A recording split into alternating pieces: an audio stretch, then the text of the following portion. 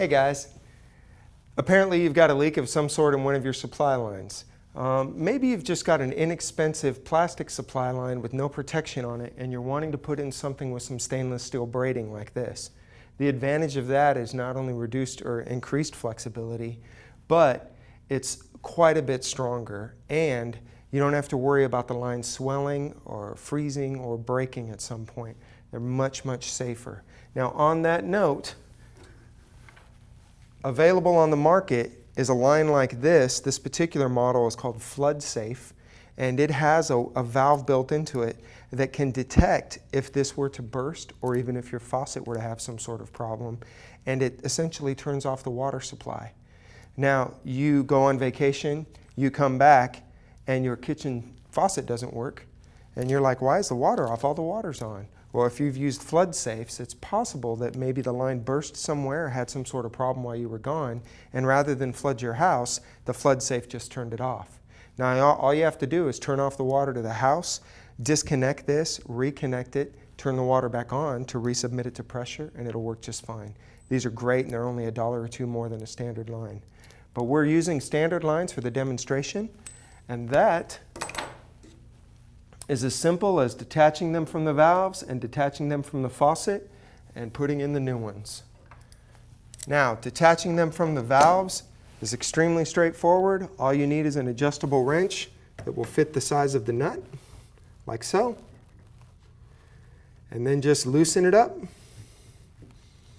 This particular type of supply line has a rubber seal inside it, so when you insert the new one, it doesn't need to be super tight. Just a little more than finger tight. Now, even though you've turned off the supply lines, I hope, which I didn't do, but hopefully you've thought to turn off the supply lines before you got started, you're still going to get some water from what's left in the line, so when that comes off, be prepared for the water that's going to come out. Now, when the lines are off, you can move up to the sink where it mounts to the faucet and remove it. I'm going to remove one of these so I can show you how it operates on a normal faucet. And this is a bath faucet, but for the sake of the demonstration, you can get an idea of the fitting that is up top on the underside of your faucet. It essentially is just going to screw on there. Like I said, hand tight plus maybe a half turn, a quarter turn. It doesn't take much to seal up. There's also a rubber weather strip or a rubber sealing ring inside the head of that too, so it doesn't need to be just crazy tight. It can just be tight. So, once those are off and loose, your most difficult challenge will often be getting a wrench up into that space, and that can be solved with a tool like this.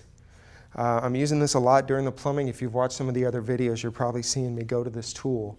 It's a great tool for extending your reach, and we will not bow to any sponsors. But this tool has a setting on it where it can reach up there and grab the nut on that supply line, you got it, and allow you to loosen that from underneath. And obviously tighten it when you put the new one on. So I'm just going to slip the tool over the hose, rotate the tool until it's loose enough that I can get it off.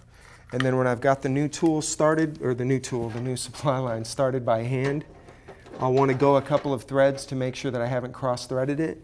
And then slide the tool up and give it just enough of a turn to seal up. Obviously, you don't need the tool. You can use an adjustable wrench like this, but it is pretty tight quarters up there. So be patient with that for sure. Now, once it's on up top, well, I'm going to need this wrench again.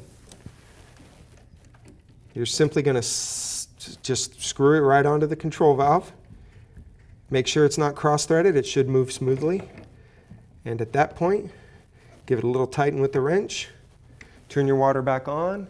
Turn on the faucet so that you've got water flow instead of just trapped air. Make sure there's no leaks at both points. And get on with your day, because I know you've got better things to do.